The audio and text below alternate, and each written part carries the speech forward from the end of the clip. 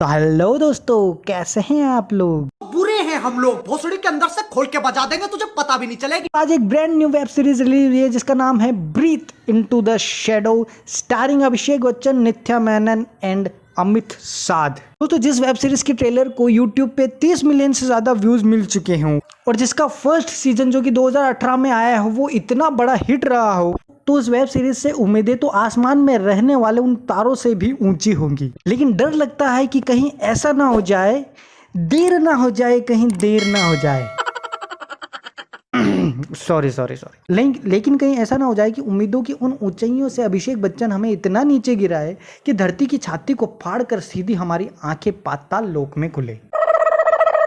जिस web series की तुलना हम असुर और राक्षसन जैसी मास्टरपीस से कर रहे हैं, कहीं ऐसा ना हो जाए कि ये हमारी उम्मीदों को पीस पीस करके उस पर मूद दे।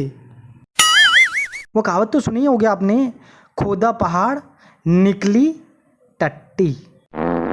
तो कुल मिला के अभिषेक बच्चन का ये डिजिटल डेब्यू है, यानी OTT प्लेटफॉर्म पे ये उनकी पहली वेब सीरीज है।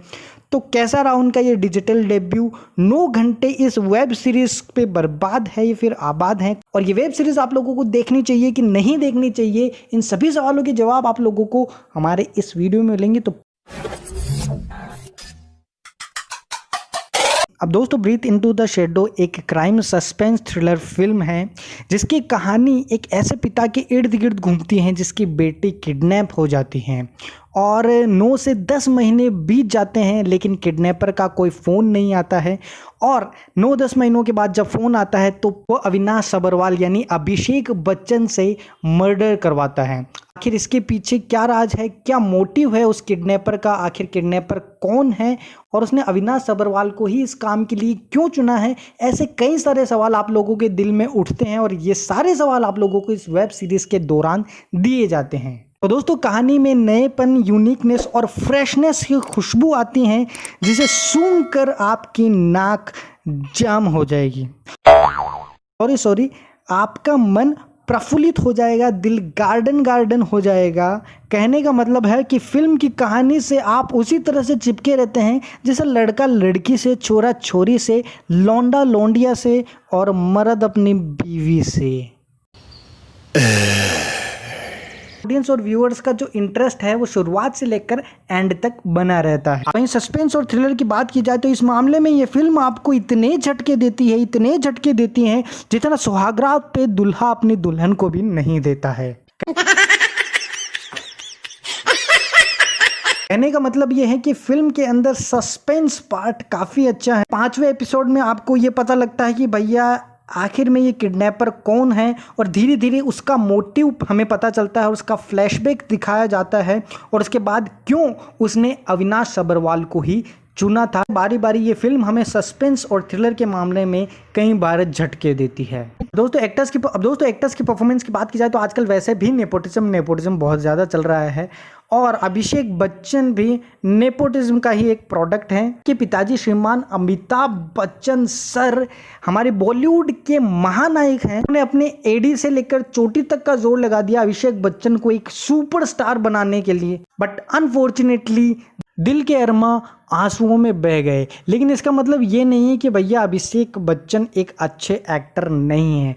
कई सारी फिल्मों से हमें उनकी एक्टिंग एबिलिटीज पता चलती हैं, जैसे युवा, गुरु, मन मर्जियां, बोल बच्चन और breathe into the shadow web series को भी हम इसमें शामिल कर सकते हैं। अभिषेक बच्चन का काम एकदम शानदार, जानदार और एकदम मचांड है। अभिषेक बच्चन की एक्टिंग को देखकर आपको उतना ही मजा आएगा जितना आपको अपने फर्स्ट नाइट को आया था, जितना अरशद वारसी को असुर में देखकर आया था, जितना शाहिद कपूर को कबीर सिंह में देखकर आया था, जितना रणवीर सिंह को पद्मावत में देखकर आया था। एक्सप्रेशन वाइज अभिषेक बच्चन ने बहुत ही उम्दा काम वेब सीरीज के अंदर किया है। नित्या मेनन ने आभा सबरवाल का किरदार निभाया है और वो बहुत ही ज्यादा खूबसूरत लगी हैं। उसी के साथ साथ उनका काम भी बहुत ही बढ़िया है। सीरीज में अमित साध का काम भी एकदम फाड़ू है। अमित भाई की फिजिक यानी उनकी बॉडी और डोले शोले देखकर चाहे फिर वो लौंडे हो या फिर लोंडिया, दोनों ही फिदा हो जाएगी। लड़कियां तो उनकी हॉट बॉडी को देखकर उन्हें अपने सपनों का सौदागर बना लेगी, तो लड़के उनकी एक्टिंग को देखकर उन पे फिदा हो जाएंगे।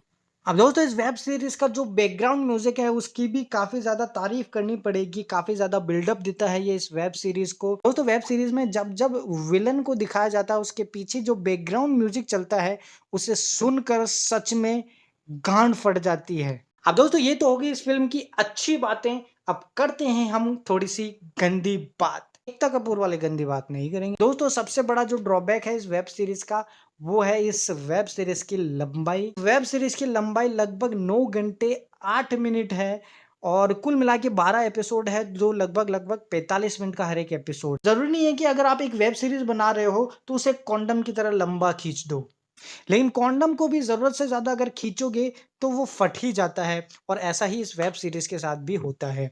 अगर इस वेब सीरीज के 3-4 एपिसोड्स कम बना दिए जाते और वेब सीरीज को 5.5 से 6 घंटों के अंदर निपटा दिया जाता तो ये एक बहुत ही ब्रिलियंट वेब सीरीज बन सकती थी।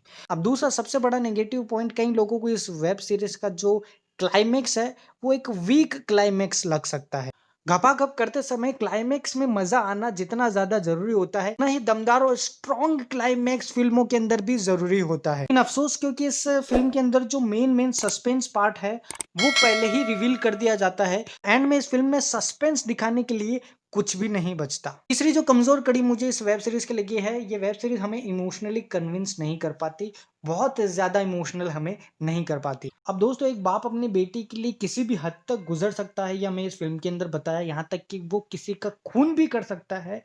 और इस तरह की वेब सीरीज अगर हमें इमोशनल नहीं कर पाती है तो ये एक बहुत बड़ा ड्रॉबैक निकल के आता। तो कुल मिला के ब्रीथ इनटू द शैडो एक अच्छी crime suspense thriller web series है जिसे आप जरूर एक बार ट्राई कर सकते हैं। वेब सीरीज असुर और राक्षसन के लेवल की तो नहीं है लेकिन उन्हें कड़ी टक्कर तो जरूर देती है। आप लोगों को 2018 में रिलीज हुई ब्रीथ और 2020 में रिलीज हुई ब्रीथ के बीच में अगर कंपैरिजन वीडियो चाहिए तो वो भी मुझे कमेंट करके जरूर बता दीजिएगा। बाकी वीडियो पसंद आए तो इसे लाइक शेयर और हमारे चैनल को सब्सक्राइब जरूर कर दीजिएगा और इसी के साथ साथ बेल बटन का जो आइकन है वो भी दबाना मत भूलिए। मैं भी क्या आप सब लोगों से जाता हूं, bye bye, take care, Vande Mataram.